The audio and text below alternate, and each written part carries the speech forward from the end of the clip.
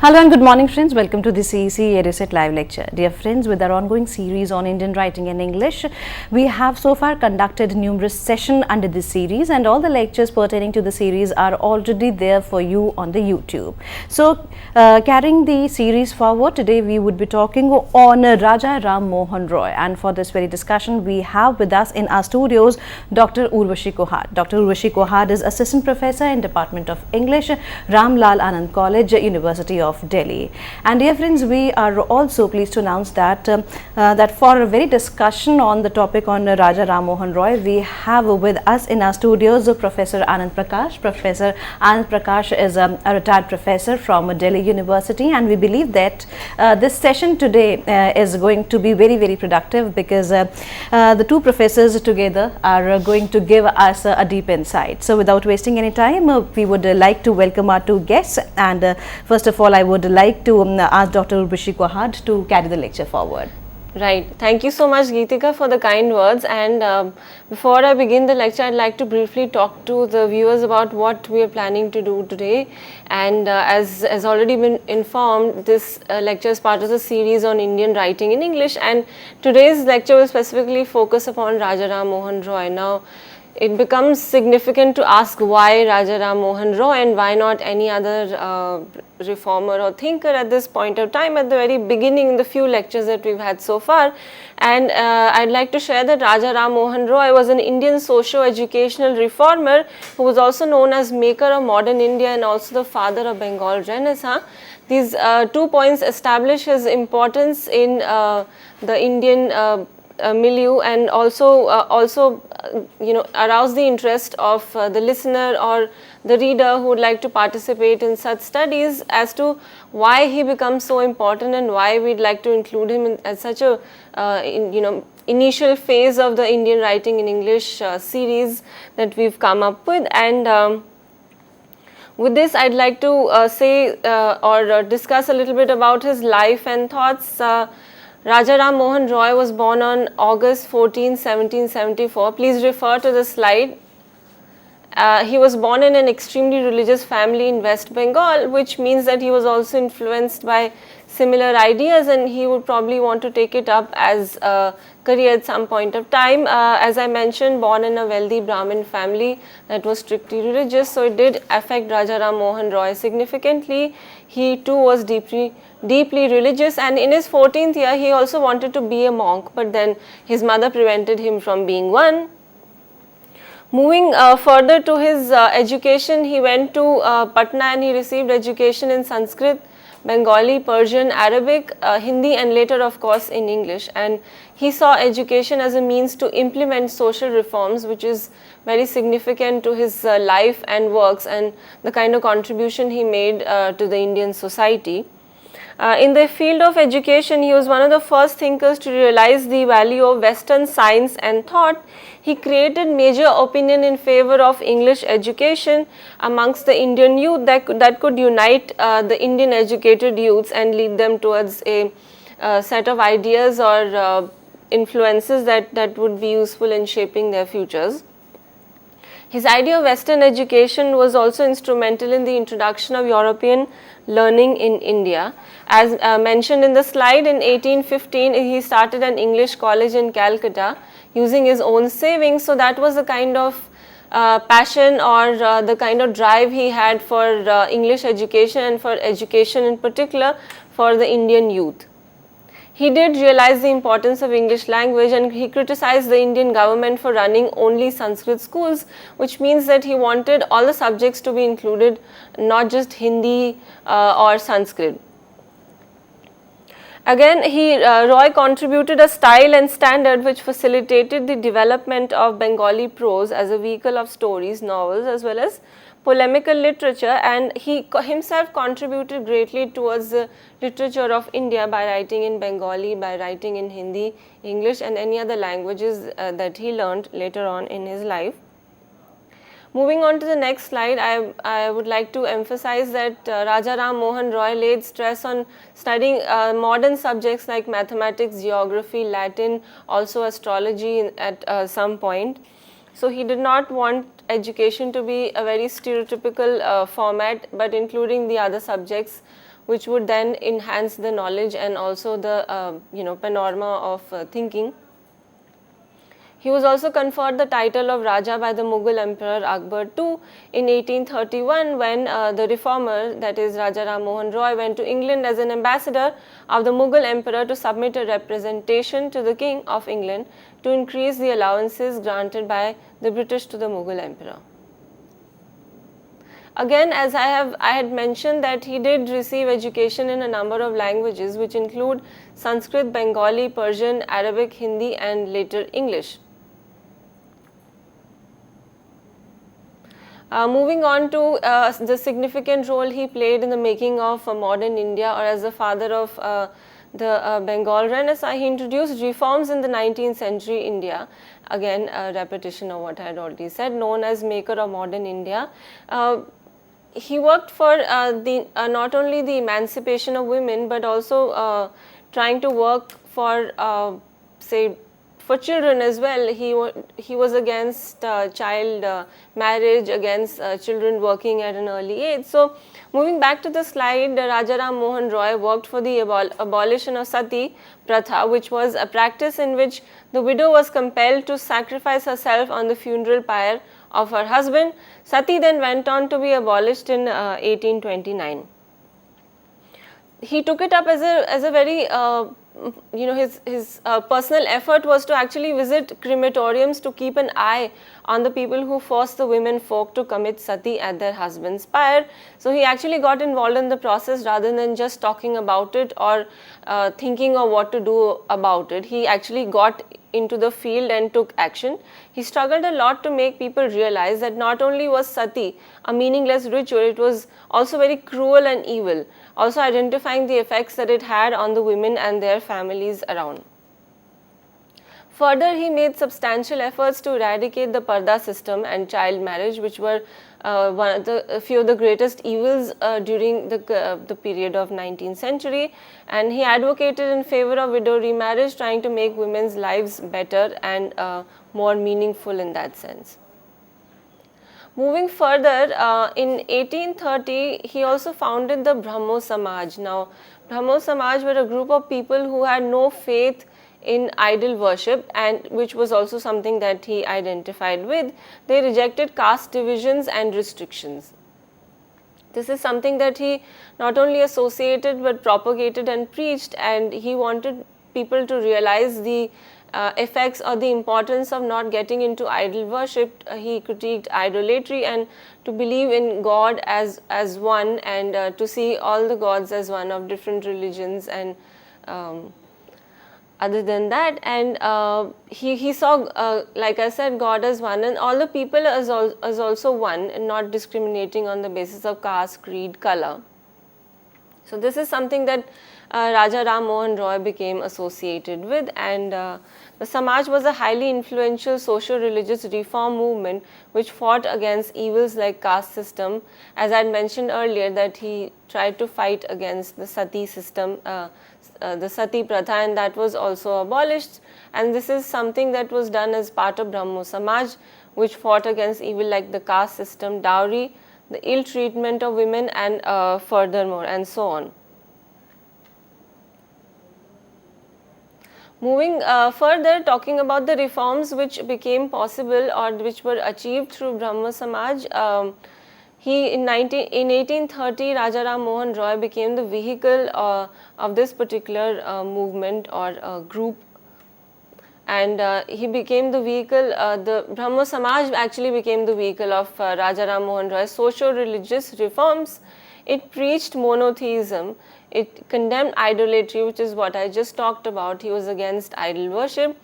It saw no difference between man and man because it accepted the fatherhood of God and brotherhood of mankind.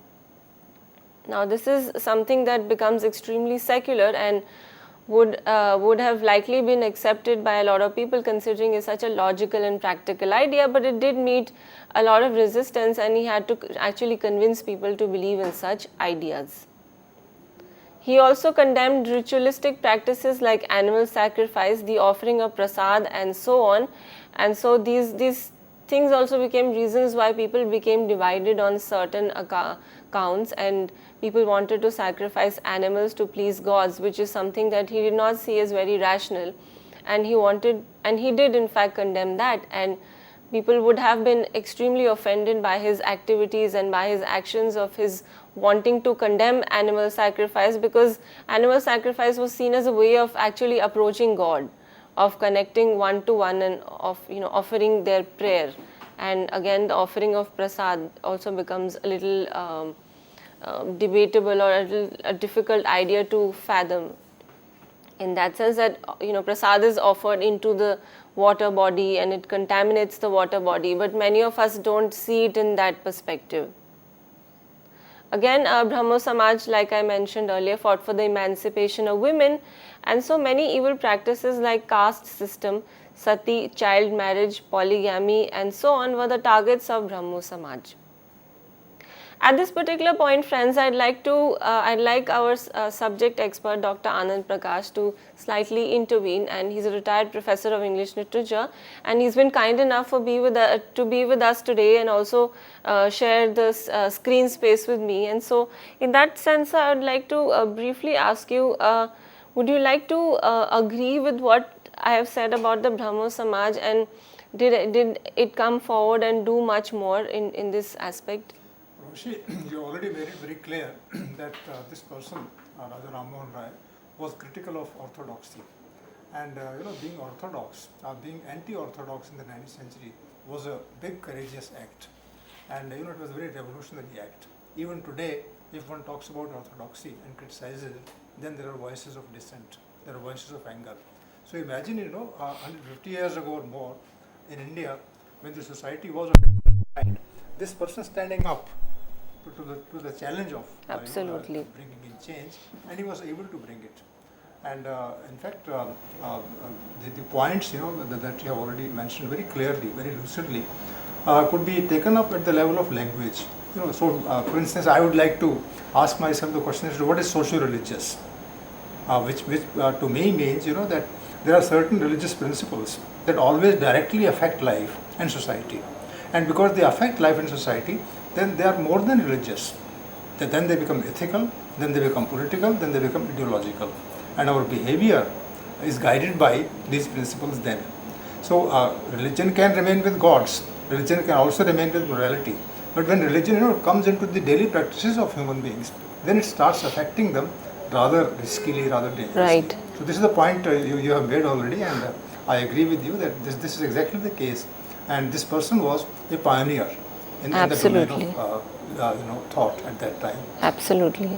Very well put, sir. In fact, very well put into perspective for our viewers as well, that he became a pioneer of these socio-religious reforms, and he was able to present, like you said, in a very lucid way of what is going wrong with things and how do we need to keep a tab on them. So he attacked very very important issues or things that were really bothering the society, but in a very straightforward fashion. He just went to the point and he talked about things like and he may have activated the entire generation of women at that time, who were absolutely at that time confronting this kind of a challenge and didn't know where to go.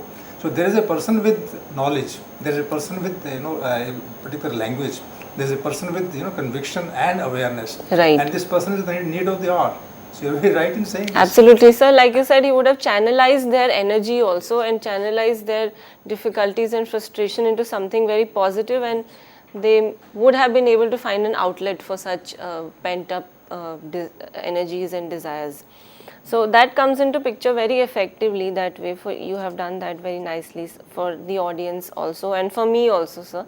Thank you so much. And talking about women, Raja Ram Mohun Roy advocated the cause of education for women in India, and although the concept of education of women had been put forward by the missionaries during that period when the Britishers were in India, it was Raja Ram Mohun Roy that helped to popularize the idea of education of women among the Hindus.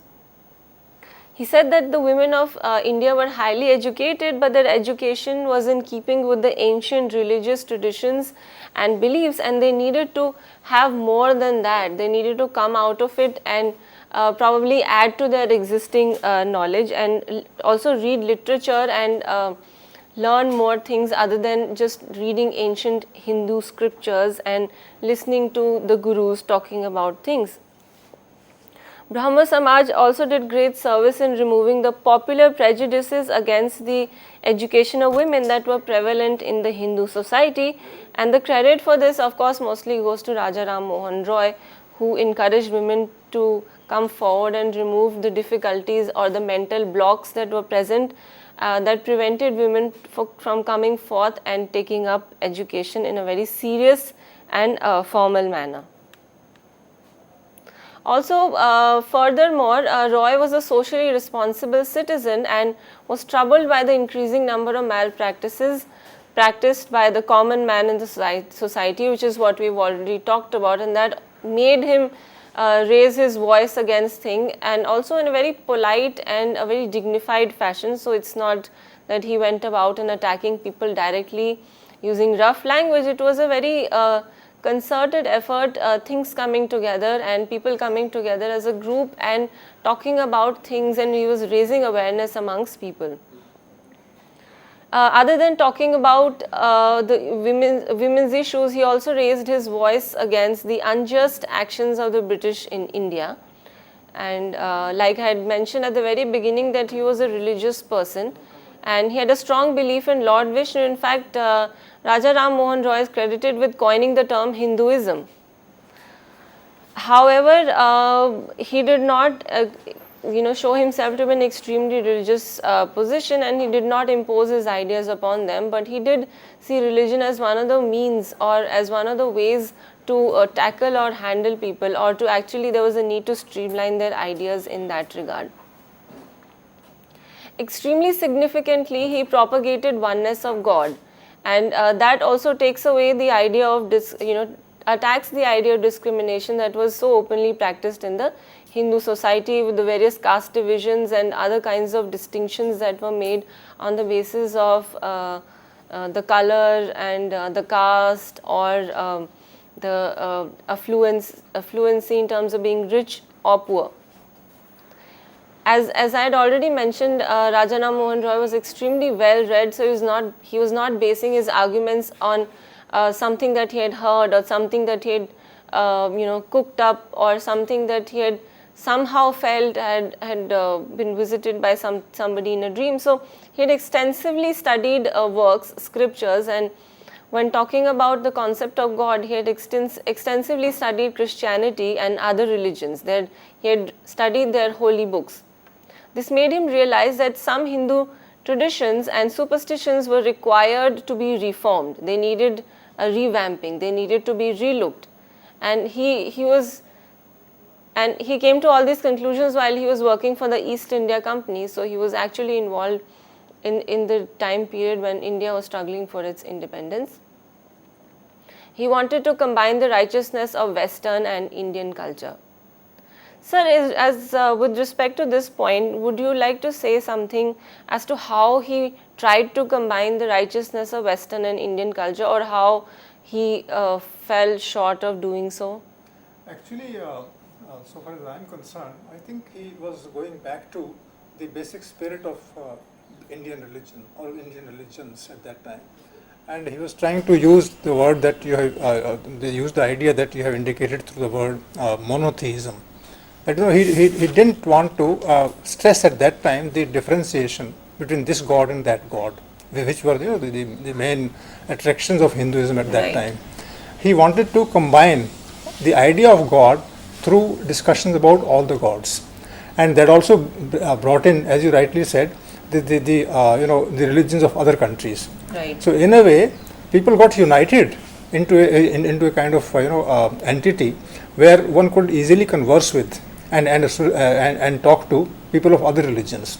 So Christianity, the Muslim religion, Indian religion, and all the other faith systems, they got together through monotheism. So this was a stroke of genius on his part. That at that time you can think of this, and that way, in fact, the unity that India will attain later starts with Raja Ram Mohun Roy. He will unite people, even at the level of faith in India. So all faiths, will come together through what you have called very rightly monotheism. And his idea of Hinduism, as you have pointed out, is actually the idea that all religions are focused upon the welfare of human beings and under the benign gaze of God. Right. So that God is common to all of us. Common to all. So this is his contribution, I think, and as you have indicated. Remarkable contribution, sir, and very well put by you, that he did not want to stress upon differentiations, and this is something he wanted to get rid of altogether. And this is probably something that we're struggling with today also in today's society, that we need to get rid of distinctions, and through which we of course distinguish between one another, and also discard a lot of things on the basis of that. And like you said so very interestingly, that he united people through faith. Something that is considered to divide people is something that leads people to be united that way. And again, anti-orthodox practices held by him, and that happened 150 years ago. So he was making a very significant point on that. As the slide shows, and it also epitomizes the idea that we were talking about, and he had said there's only one God, none equals him, he has no end, he is present in all living beings. So this is what sir was also talking about, that he wanted to unite, Raja Ram Mohun Roy wanted to unite people through this oneness of God and oneness of people, and that God is present in all living beings, and that nobody is lesser than the other person. Again, before I move further, we could I would like to briefly talk with sir about the process of education that was happening during the time Raja Ram Mohun Roy was struggling to bring English education to India, and also the kind of education that was being imparted in the Indian schools through the medium of Sanskrit language. The way I understand by your presentation is that he was using Hinduism of his own kind to remain open to ideas from everywhere. So if one is a true Hindu, then one is open to conviction, one wants to explore, one wants to discuss, one wants to learn and learn from experiences. So for instance, if he learned from the experience that injustice was being done to women or to the illiterates or to the village folk in India, then he would like to know as to why this happened. And for this, there were more insights coming from disciplines and faith systems from other countries. Right. Christianity, as you pointed out, was in the hands of missionaries then, and they brought in some kind of enlightenment. Of course, there were other interests too behind them. We will not go into that. But then, this interpretation of Christianity and this interpretation of Hinduism and this interpretation of other religions in India, this created an atmosphere in which people could breathe easy, and this is what he was doing in the 19th century. And Brahmo Samaj is an organization. Yes. It's a group of people concentrating on certain principles which unite them. And this Brahmo Samaj is also done at the level of people's behavior. So people go to their villages, they go to the small towns, they talk to people, they make them members, they take some money from them, they involve them in this, and then it becomes a social movement. And this person is that way is the pioneer of the social movement, and this will set in process a whole idea of change in India. So he's, as you have said, in the 1830s, he's talking about Raja Ram Mohun, he's talking about the emancipation of women, he's talking about emancipation of poor people from slavery and all these things. These social ideas combined with religion, combined with faith, combined with ideas, combined with enlightenment, and that way even Britishers are influenced by him. So in Indian, influencing the Britishers and getting them do things which they wouldn't have done on their own. This is a remarkable achievement that he did. Absolutely, sir, and without imposing force or Yes. without resorting to violence. Yes.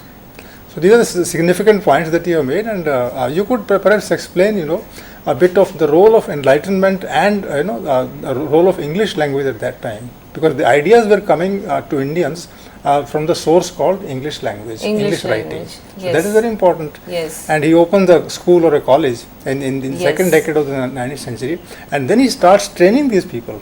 And Bengal Renaissance, as you say, is the father of Bengal Renaissance.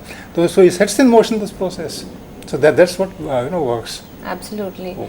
Sir, I have another question in this regard, is that So he did take the help of religions. He did study the scriptures or the holy books, and those also inspired him to look at things from a better perspective or from a standpoint. And he does show them also, the religions also, in a positive light, trying to take the best things out of them. Is that true, sir?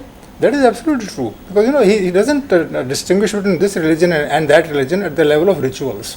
Rituals, divide religions. Rituals, also divide humanity. So if you shed rituals, if you throw them out, and if you go by the spirit of religion, Right. then of course humankind is one and indivisible. Right. So whatever faith one has in this part of the country, in this part of the world and elsewhere, that faith is only giving us the common idea of unity. So this is what he understood. Right. Even Britishers didn't understand it as well as well Raja Ram as- Mohun Roy yes, did. So as they well as- must have learned a lot from him. Absolutely, and So- their idea of sending missionaries to different parts of the country could have been inspired by Raja Ram Mohun Roy. To a certain extent later, as he entered the scene. Yes, you're right. Yes, because So even they- like you said, he would also go to people and talk to them about the Brahmo Samaj and sometimes take money from them as donations. And still more significantly, because he was a social reformer too. He was not merely an educationist, he was a social reformer. And if one is a social reformer, then one has to understand the structure of society, the nature of society. And for that, one has to shed, all inhibitions and things like yes. this. So he is able to become active then much more, because he's an explorer. Yes. He's a learner. He's not a teacher or a propagator. Yes. He's not propagating ideas, in fact learning from experiences of life. So this is what makes him very great. And all details that you have given, they point towards this very rightly. Yes, very interestingly put, sir. He was an explorer, and he would, like you said, he would travel and see how people were living, and he would observe and then learn on the basis of those experiences, and then he would also come up with ideas or probably try to make their lives better in terms of removing the social evils and seeing how people would lead better lives. That was an act of courage on his part. Talking like this at that point of time, and he must be at loggerheads with the Brahmins. He must Yes. be at loggerheads with the worshippers and the people who were active in rituals. Like you talked about the killing of animals. So and this person says that you have to be kind to animals. Now this kind of a feeling sets him apart from the rest of the other people. Yes. So these are the points that you have mentioned, and these points make him what Raja Ram Mohun Roy becomes later.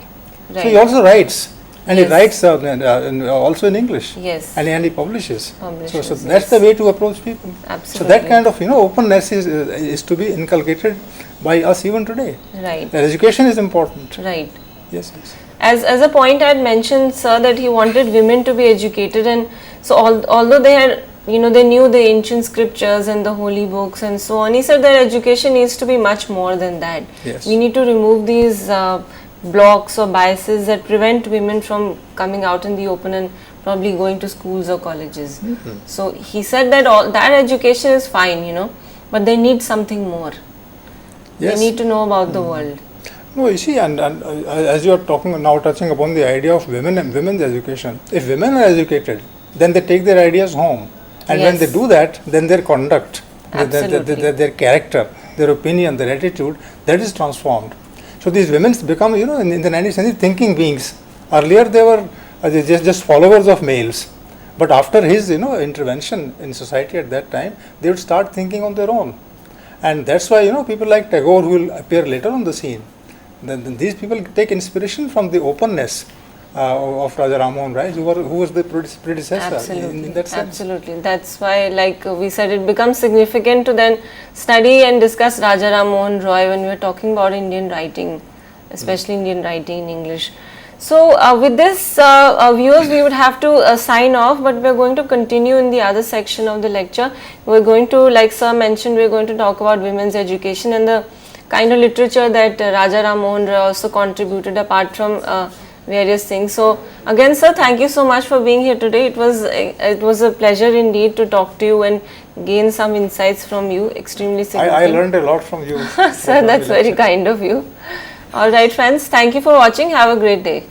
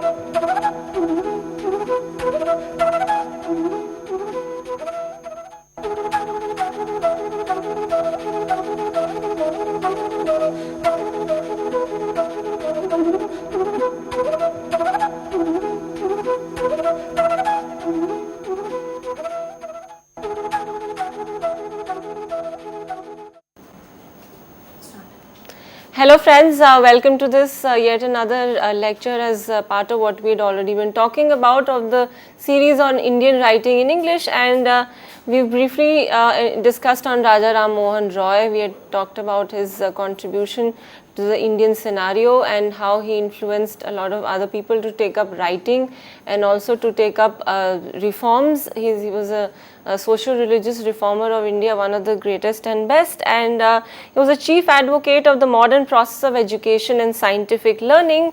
I am giving you this brief background as to establish the importance of the series and also of this particular reformer as part of the lecture that I am giving today. And he wanted to improve native people in terms of their education and refinement, and that was the chief motive of his. This is what he aimed at. He aimed at education and scientific learning amongst other things, and therefore he also helped the British government to promote a more liberal and enlightening system in India towards the process of learning. In the new system of education in India, he introduced the subjects of practical use such as chemistry, mathematics, philosophy, anatomy, and other useful sciences, which he wanted to include in addition to what was already being studied as such as home science or physics. In terms of his own the time that he delved into for his own study, he studied the subjects and the languages of Sanskrit, Persian, some Arabic languages also. Besides that, he took up studying the Greek languages, Hebrew, and also English.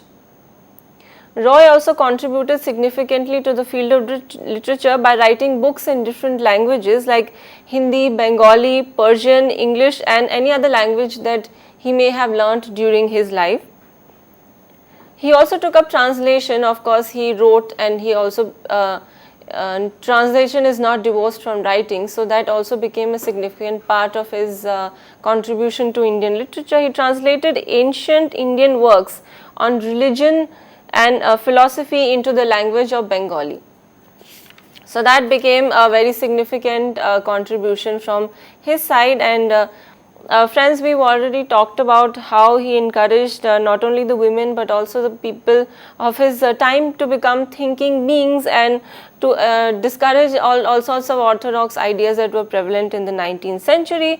So he talked to people as an explorer. He went about moving and discussing things and sharing things with people as a learner. So he would learn from life and explore accordingly. He became a pioneer in the field of not only Indian literature but in the Indian society in general, bringing about a number of reforms working against the sati pratha, child marriage, dowry, and so on. And he brought about very revolutionary results in that sense. So we've already talked about a couple of things such as how he helped women in getting education, how he helped women in setting their foot out of the house and taking up charge of their own lives, and talking about the concept of monotheism, and he discouraged idol worship, and he also propagated that God is one. I'd like to show this slide which is on my screen, although it's a slight repetition, but it establishes a very important idea that I'd like to carry forward from the previous presentation. Can we show the slide, please? So he talked about the oneness of God and the oneness of human beings, and he said that there's no difference between man and man, and he said that he is present in all living beings, he here is God, and so he saw no discrimination amongst people on the basis of caste, creed, color, and so on. And so a sense of oneness is to be established for flourishing nation to be in place. He united people, very interestingly, as was discussed in the previous lecture, he united people through faith, trying to cull out the most important or the most positive aspects from one's faith, trying to see how progressive it can be rather than being redundant. So he studied all the major religions and he brought them together as infusing a sense of faith, on the basis of that amongst the public. Moving further, a very interesting point and becomes also different from what we have already discussed is that he emphasized, Raja Ram Mohun Roy emphasized on the freedom of press. Yes, so he supported a free flow of speech and expression, is that one should be allowed to write or speak in the most free fashion, of course, trying to restrain any kind of material that becomes offensive or controversial, but keeping that in mind, one is allowed to convey their ideas. There is a free flow of ideas and expression. He was also called the father of Indian journalism, which means that he contributed significantly to the press of India in terms of writing and also the proliferation of ideas, the free flow of ideas that happened. He brought out a Persian newspaper which is called Miratul Akhbar, which is translated as the Mirror of News, and also a Bengali weekly called Sambad Kaumudi, the Moon of Intelligence. So these are again very interesting names to start with, very attractive, and would arouse the interest of the readers to know what is going on and what is the content in these write-ups. So to talk about what were contained in these works of writing is these newspapers or weeklies is Sambud Kaumudi covered socio-political topics of interest to the Indians, which helped them rise above their current state, which would help them to become aware of what is going on in the country and the world. And also the topics would be very specific to their context, trying to, again, like I said, arouse their interest and also to make them aware of how they need to act at that specific point of time. At this point, I'd like to ask our subject expert Dr. Anand Prakash to intervene a little and share some insight which he would like to about the freedom of press, or Raja Ram Mohun Roy being the father of Indian journalism. Is that, was his contribution in that sense extremely significant? Do we still reckon back to the kind of literature or the news items that he would bring to the fore? Dr. Urashi, I am struck particularly by the two words that you have used in your discussion. The first is scientific learning. Exactly, I want to know what scientific learning, because learning is always there in society, and people go from one place to another. Absolutely. They travel, they talk to. When they are back home, they discuss with their family members. They discuss outside with their friends, and then in that discussion, some kind of a knowledge occurs. Now this has been there, throughout India's history, that people sit together and talk, and that's how they gain knowledge. What is the difference, I ask myself, between that kind of learning and the kind of thought that this person spread? In my opinion, that's open to criticism also. In my opinion, scientific learning is that where every idea is tested against facts. Right, yes. And if the idea is wanting, if the idea is not able to come up to the facts that are around, then one changes the ideas, not the facts. Not the facts. The facts remain the point of reference. Now this has not been the strong point of Indian thought for a very long time. Right. Science has not emerged here as a kind of discipline, as a kind of attitude that will affect life. So this is what he is doing. And before facts, whether the facts are social, whether the facts are scientific, whether the facts are cultural, those facts have to be recognized as such, and then one should, as you use the word cull, wisdom should be culled from them. So this is what he's doing. In this sense, against scientific facts, there is no superiority or inferiority, there is no seniority or juniority. The teacher and student, they are not two different kind of species. They are both pursuit in they are both involved in the pursuit of knowledge. This is what scientific learning is. So this he starts in the 19th century. So before that, in Indian thought, you have philosophy, but you don't have scientific thinking. Now, when one should stick to these words and try to understand, I would like to understand myself as to what's the difference in being a philosopher on one side and a thinker on the other. So Raja Ram Mohun Roy is not a philosopher. He's a thinker. And because he's a thinker, therefore he learns regularly. And he shares his ideas with people. Now, a philosopher would not share his ideas with people. He would tell them what is wrong and what is right. But the thinker will take his thoughts to the people, and from there, he'll test his, the veracity of his own assertions. Now, if one, takes this idea, then your second point, regarding journalism, that also becomes important.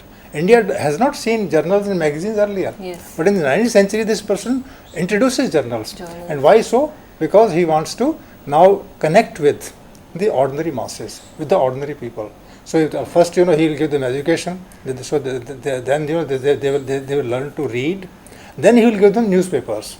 Initially, he can't give newspapers because there is nobody to read. But now that there is education in the country, after 10-15 years of his activity, then he starts these journals. And these journals, take his ideas and his messages to small towns and villages. Right. If there is one copy of the journal going to a village, then that copy will be used by a large number of people in the village. So this journalism is very important, and it's very responsible activity.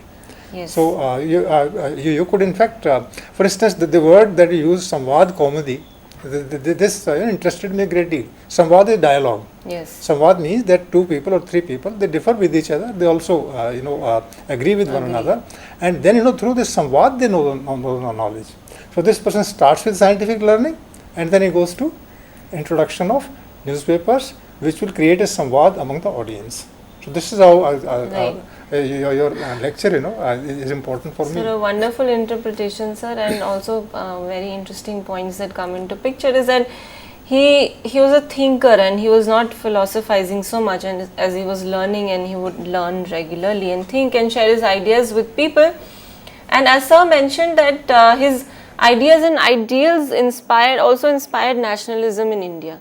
His ideas would then reach people through these newspapers and bi-weeklies, and would infuse a lot of ideas in terms of inspiring people to take up action. So all the difficult and in a country of illiterates even today, there is a great deal of illiteracy in the country today. True. And we require newspapers, and we require this kind of a thinker. So this importance of the newspaper takes us to the importance of free press. Yes. If there is no free press, then you can't have good newspapers. Yes. So freedom of press and freedom of expression, as you put it there, is very important. But this freedom of expression will require courage from the masses. And you see that if the authorities don't want a particular idea to prosper, then they will not give this freedom. Yes. If they don't give this freedom, then the idea will be harmed. True. So the same thing, after some time will become a matter of political confrontation between the British authorities and the Indians. Yes. As already we talked about, sir, that it was the period of Indian struggle for independence, and there was a need for people to be conscious of these socio-political realities of the time, and also to see what their interest lies in, and where would they like to side with. A lot of them were siding with the Britishers also. Mm-hmm. So there was a need to awaken them and to rise above their current state, which is what we also talked about, and he did in that way want to connect with the ordinary masses and to discuss things with them through the freedom of speech and the freedom of expression, and to arouse them to take responsible actions in that regard. Again, talking about the economic ideas of Raja Ram Mohun Roy, I'd like to show the slide, please.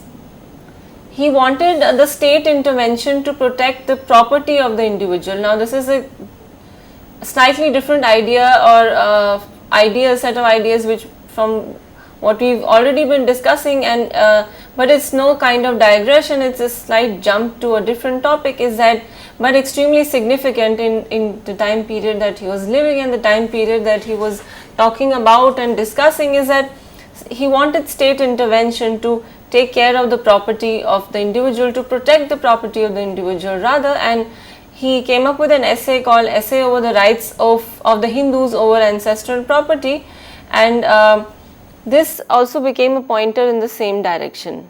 One's claim over the ancestral property was to be maintained, something which we struggle with even today, and there are questions such as who has more claims over the father's property, whether it's the daughter or the son, and whether their rights are even protected. So this is something that 150 years ago Raja Ram Mohun Roy had thought of, quite revolutionary, and he did see the larger interests of people. Moving on, the peasants, he said, should be protected by the government from the tyranny of the landlords, and also he wanted the British authority to intervene in the affairs of the zamindars to protect the peasants. As you know, as the case exists now, it was the case earlier was extremely different, and the peasants was at the suffering end, they were at the receiving end of the zamindars, so they needed to be protected from the tyranny, like I said, also from the authority and the dictatorship or the exploitation that could happen at the hands of the zamindars. Not only talking about the rights of peasants or certain individuals, Raja Ram Mohun Roy also advocated the right of Hindu women over property. This is a very interesting idea in terms of what he actually had to say about it and how he talked about it, because saying it is one thing and discussing it is as a distinctive thing is how he wanted that to be implemented. And with this, I will again request sir to say a little bit about this and share some insights. No, actually already you have said this, and the implication is very clear that when you are dealing with ideas, when you are dealing with religion, then very soon you have to shift to the real picture of life. Yes. And the real picture is the economic picture. Yes. Because it's easy for anybody to accept the philosophical ideas that you express. But when it comes to the question of property, then all kinds of divisions occur in society. The family has to sort it out, the neighborhood has to sort it out, the classes and castes, they have to sort it out. And this person is as if under some compulsion, he is moving inexorably in the direction of economics. So his economic ideas are very, very radical at that point of time. Even today, we have not been able to give equal economic rights to women.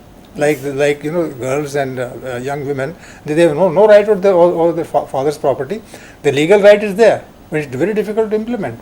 But this person starts it in the 19th century, and he believes in giving a share in the property of the father to the woman in the family.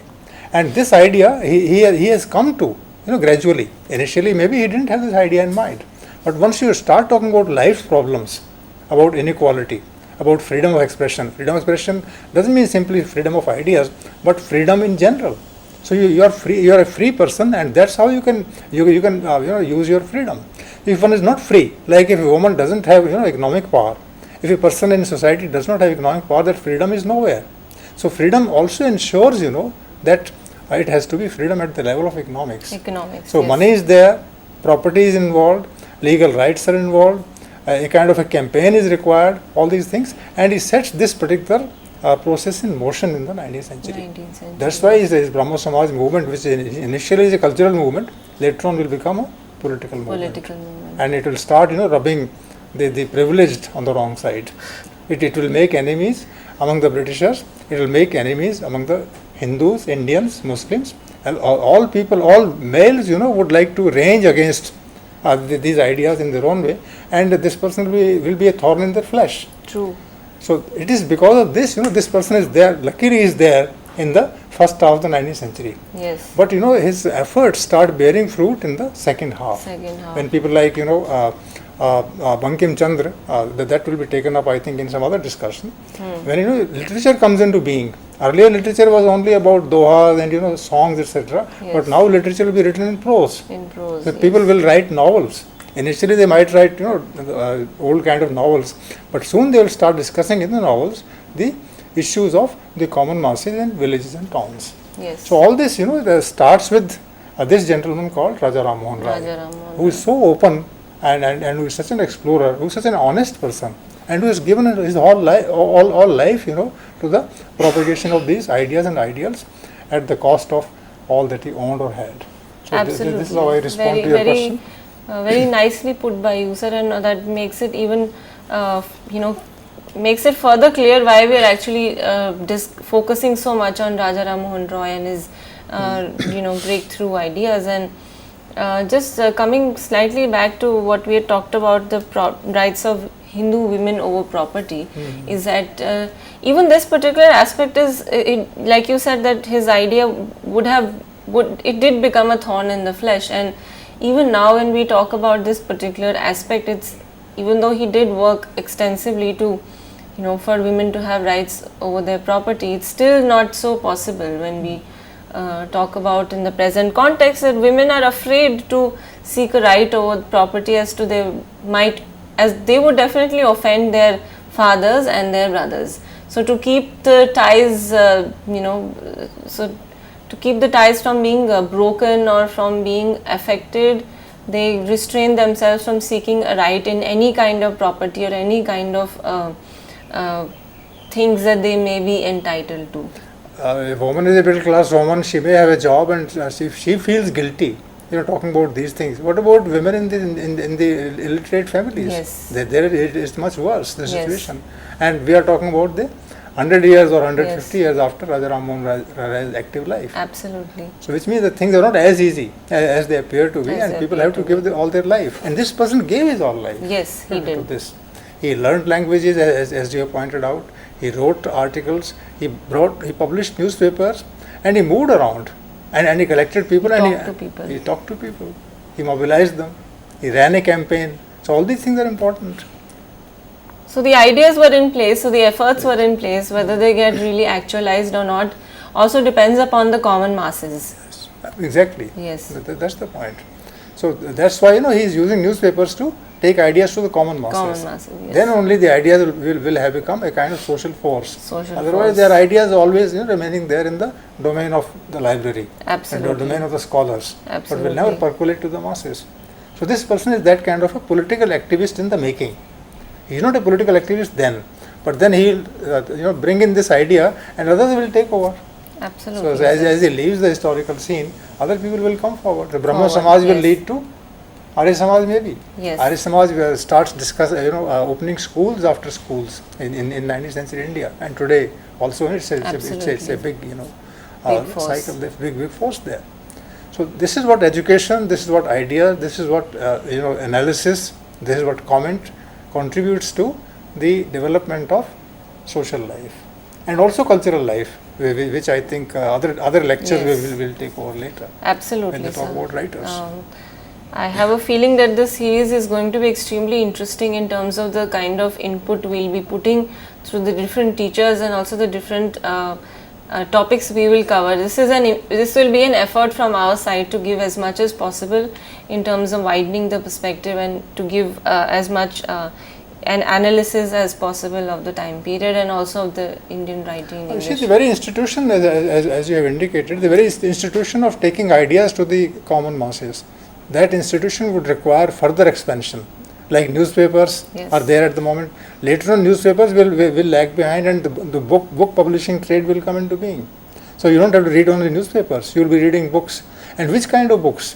Not the kind of old books where gods and goddesses are coming in touch with one another and they are interacting. It will be about ordinary human beings. It will be about ordinary characters.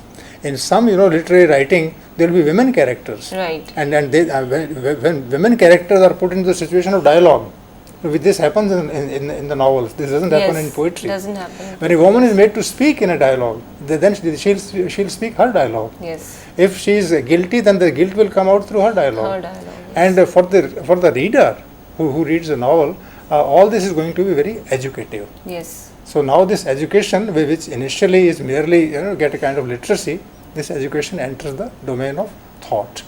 Of more and more analysis of the ordinary situations in life.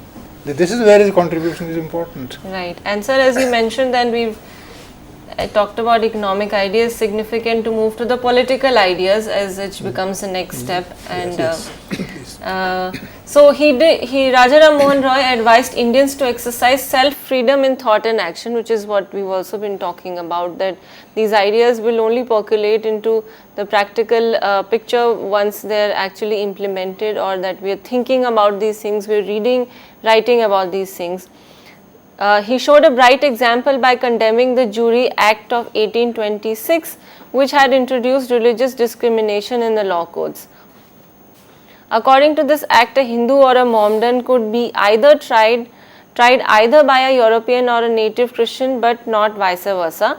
And Ram Mohun Roy protested against this particular aspect. To conclude and also to wrap it up, I'd like to just share a certain dialogue or a quotation that Mohun Roy wrote a letter to J. Crawford, one of his English friends, in this way, that a country like India could not possibly be expected to suppressed by force as Ireland had been. And he talks about the idea of nationalism, and he believed in the political freedom of man, and he said that the same rules as may be applicable in another place may not be possible in India, because we are a distinct nation, and the Britishers cannot suppress us in the way that they've been carrying out their process of colonization throughout the world. So things are different here. And so like I said, I would like to conclude and then say that the ideas of Raja Ram Mohun Roy and his ideals did inspire nationalism in India in a larger way, and against the hazards, Raja Ram Mohun Roy carried on his reforms, and he set a standard for other Indians to follow, which of course we have even today. We have standards to follow and things to learn from him. Undoubtedly, he was then we can again emphasize, he was regarded as a morning star of Indian Renaissance through his significant contributions in the field of reforms, and which he did through literature and the kind of newspapers he brought, talking to people, and the speeches he gave, and the kind of society, the Brahmo Samaj also that he formed. And with this, I'd like to also thank sir for being here today and contributing in a very positive manner. Thank you so much, sir, and thank you again, Geetika, for having me here. With this note, we would like to thank Dr. Urvashi Kohad for giving us a very productive session on Raja Ram Mohun Roy, and so we have completed another lecture under the series Indian Writing in English. We would also like to thank Professor Anand Prakash for giving his insight and having a very vivacious session and discussion with Dr. Urvashi Kohad. Dear friends, if you want to give your feedback for this particular lecture, then you can mail us at info.cc@nic.in. You can definitely ask questions. Definitely, we would love to solve your queries when next time Professor Anand Prakash and Dr. Urvashi Kohad visits our studio. And yes, if you want to access this lecture once more and the number of times you want it, then very soon we are going to upload this lecture on YouTube for you. We would be meeting again tomorrow and would be talking on another aspect under the series Indian Writing in English. Till then, take care. Goodbye. Thank you, Dr. Kohad. Thank you so much.